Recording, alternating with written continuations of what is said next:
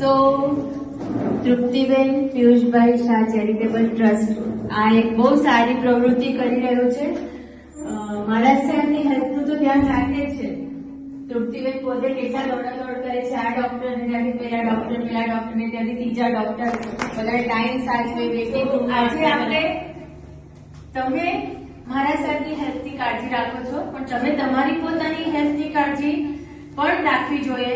હું નીચે તપાસ કરતી હતી ત્યારે લોકોને સજેસ્ટ કરતી હતી કે તમારે આ રીતે આ ટેસ્ટ કરાવવો જોઈએ, પેલો ટેસ્ટ કરાવવો જોઈએ, પણ અમને તો કઈ થતું નથી. અમારે શું કામ કઈ ટેસ્ટ કરાવવાના?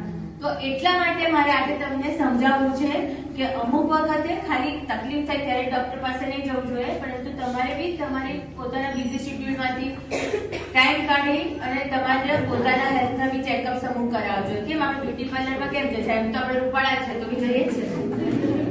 તો પછી બ્યુટી પાર્લરમાં દર મહિને તમે વેક્સિંગ કરાવવા, ફેશિયલ કરાવવા 2 મહિને જતા હોય તો ડોક્ટર પાસે ડોક્ટર બોલાવે તો દર 3 વર્ષે જઈને અમુક ટેસ્ટ કરાવવા.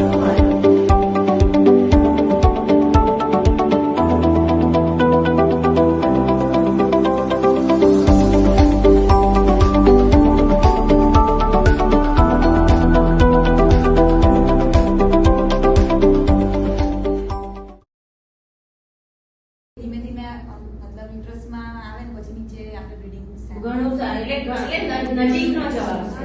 તો આ ગર્ભાશય છે, ગર્ભાશયની બાજુમાં બંને ઓવરી છે અને બે ફેલોપિયન ટ્યુબ છે. જે સ્ત્રીઓને નોર્મલ રેગ્યુલર પીરિયડ આવતો હોય 12 થી 16મા દિવસમાં એ લોકોના શરીરમાં ઓવરીમાંથી એગ રિલીઝ થાય, ફેલોપિયન ટ્યુબમાં આવે. ફેલોપિયન ટ્યુબમાં અનમેરિડ લોકો છે, એટલે કે બચ્ચું નથી રહેવાનું, તો એ લોકોનું જે બીજ છે તે ગર્ભાશયમાં આવે. અને ગર્ભાશયમાં જે અંદરની દિવાલ છે તો તેમાં તે વખતે અમુક હોર્મોનલ ચેન્જીસ થતા હોય અને જ્યારે પ્રેગ્નન્સી ની રહે ત્યારે આ દિવાલ આખી બીજ જોડે યોનિમાંથી બહાર આવે. અને તો એ જે દિવાલ બહાર આવે ત્યારે આપણને કેલ્શિયમ ઓછું થઈ જાય, B12 ઓછું થઈ જાય છે, કારણ કે આપણામાં હેલ્થ અવેરનેસ ઓછી છે. એટલા માટે જ આજે આપણે તમને પકડીને તૃપ્તિબેન લઈ આવ્યા છે બધાને. અને બીજું ટેબુ કે આપણને હજુ બી આટલા બધા સાયન્સ આગળ વધી ગયું, છોકરીઓ એટલી ચાંદ પર જવા માંડી ને સ્પેસમાં જવા માંડી. 30 વર્ષથી 35 વર્ષની બહેનો છો તો એના જે પ્રોબ્લેમ છે એની આપણે આજે ચર્ચા કરશું. મેઇન તો પીરિયડ અંગેના પ્રોબ્લેમ, બીજા ફર્ટિલિટી અંગેના ઇસ્યુ અને ત્રીજા જનરલ ઇસ્યુ. તો સૌથી પહેલા જાણવું જરૂરી છે કે આપણને પીરિયડ કેમ આવે છે. ઘણાને તો એ પણ ખબર ન હશે કે આપણે પીરિયડ કેમ આવે છે, પીરિયડ કેમ આવે છે. ખબર છે? ખબર હોય તો બોલો, મને બહુ આનંદ થશે. જે બોડીનો બેડ એ થતું હોય, બગાડ હોય એ નીકળી જાય પીરિયડ્સના. તો જ્યારે બી પીરિયડ ચડીને આવતો હોય કે વહેલો આવતો હોય ત્યારે ડોક્ટર પાસે જઈને એનું ચેકઅપ કરાવવાનું. પણ 25 થી 35 દિવસ સુધીનો પીરિયડ નોર્મલ પીરિયડ કહેવાય. અને જ્યારે ઇરેગ્યુલર પીરિયડ આવતો હોય તો એ વખતે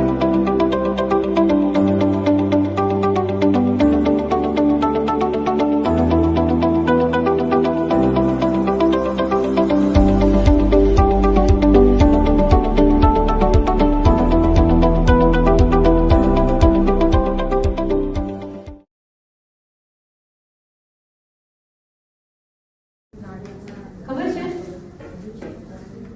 કોઈને ખબર છે? પોતાને જ ખબર છે, રાઈટ? હવે તમારી સાસુ સાથેનું રિલેશનશિપ તમારા ઘરમાં બધાને ખબર હોય, ઓકે? તમારા વર સાથેનું કે તમારા એકબીજા સાથેનું પણ રિલેશનશિપ તમને દેખાતું હોય છે, ઓકે? એક રિલેશનશિપ કોઈને નથી દેખાતું અને એટલે જ કોઈને ખબર પણ નથી કે એ કેવું છે. એ પોતાની જાત मैं जैसी हूँ अपनी बहुत फेवरेट हूँ, क्योंकि ये भगवान का गिफ्ट है मुझे और मुझे कोई हक नहीं कि मैं इसमें कमियां निकालूं. आज से जब भी मैं अपने आप को आईने में देखूंगी मैं करूंगी આ વસ્તુ મારામાં કેટલી સરસ આપી છે ભગવાને. ઓકે, કોઈ પણ તમારા 3 ક્વોલિટીઝ, તમારી કોઈ ટેલેન્ટ હોઈ શકે, તમારી કોઈ ખૂબી હોઈ શકે, ઓકે? તમે કેટલા બહુ સરસ બનાવો.